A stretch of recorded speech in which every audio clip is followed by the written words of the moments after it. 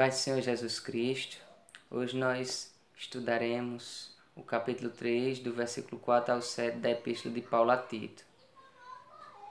O texto sagrado nos diz o seguinte: Mas quando apareceu a benignidade e o amor de Deus, nosso Salvador, para com os homens, não pelas obras de justiça que houvéssemos feito, mas segundo a sua misericórdia, nos salvou pela lavagem da regeneração e da renovação do Espírito Santo, que abundantemente Ele derramou sobre nós por Jesus Cristo, nosso Salvador, para que, sendo justificados pela sua graça, sejamos feitos herdeiros segundo a esperança da vida eterna.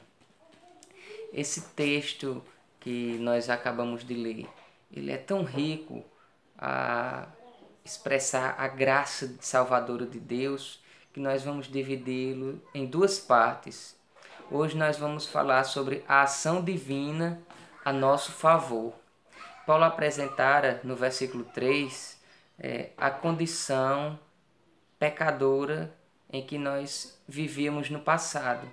Mas agora ele mostra a ação de Deus para nos salvar dessa terrível condição.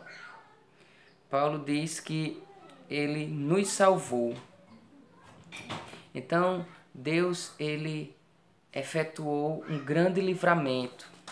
Vini, no seu dicionário, ele descreve tanto o verbo salvar como o substantivo salvação, dizendo que o Novo Testamento exprime 8 sentidos acerca do uso de tais palavras. E refere-se, nesse contexto aqui, especificamente, à salvação espiritual e eterna concedida por Deus aos que creem no Senhor e Salvador Jesus Cristo. Então, esse é o sentido de salvar aqui nesse contexto. Um livramento eterno e espiritual concedido por Deus àqueles que depositam sua confiança nos méritos de Cristo. E o apóstolo Paulo, ele nos mostra como Deus efetuou essa tão grande salvação. Primeiramente, no versículo 5, Paulo diz que Deus nos salvou mediante o lavar regenerador e renovador do Espírito Santo. Ou seja, Deus, ele efetuou uma transformação espiritual nas nossas vidas, no ato da nossa conversão. Ele mudou o nosso ser, mudou o nosso coração, o nosso espírito, que era morto em delitos e pecados, ele foi vivificado. Isso é o significado da expressão lavar regenerador. Aqui tem o mesmo sentido lá do Evangelho de João, capítulo 3, quando Jesus fala sobre o novo nascimento.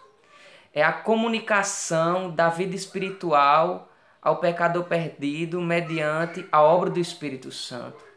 O Espírito Santo, ele comunica vida espiritual ao pecador arrependido mediante a sua obra purificadora e vivificante. Ele nos limpa dos nossos pecados ao mesmo tempo que implanta uma vida espiritual em nós, que nos leva agora a nos impelir em direção a Deus, a buscar as coisas de Deus e ter prazer em Deus e nas coisas concernentes à obra de Deus. E a expressão lavar renovador refere-se à contínua ação do Espírito Santo, preservando essa vida espiritual que nos foi outorgada no ato da conversão.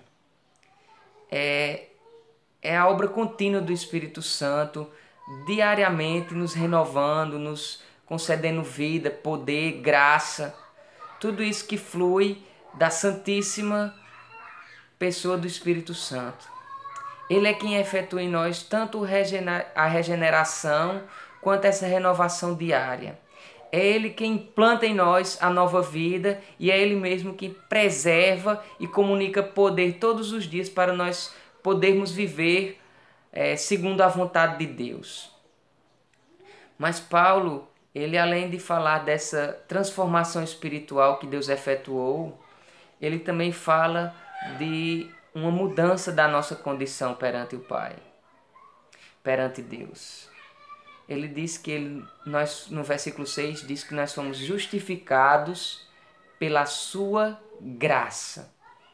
Enquanto a regeneração tem a ver com a transformação espiritual que ocorre em nós, a justificação ela tem a ver com a mudança da nossa condição diante de Deus. Nós somos declarados justos, temos os nossos pecados perdoados e, consequentemente, a nossa culpa foi removida. Nós somos absolvidos diante do tribunal do justo juiz e legislador do universo, o grande e poderoso Deus. Nós somos perdoados, absolvidos por Deus, mediante a justificação. Então, a justificação, ela remove a nossa culpa, remove a nossa condenação diante de Deus. E foi isso que Deus fez por nós.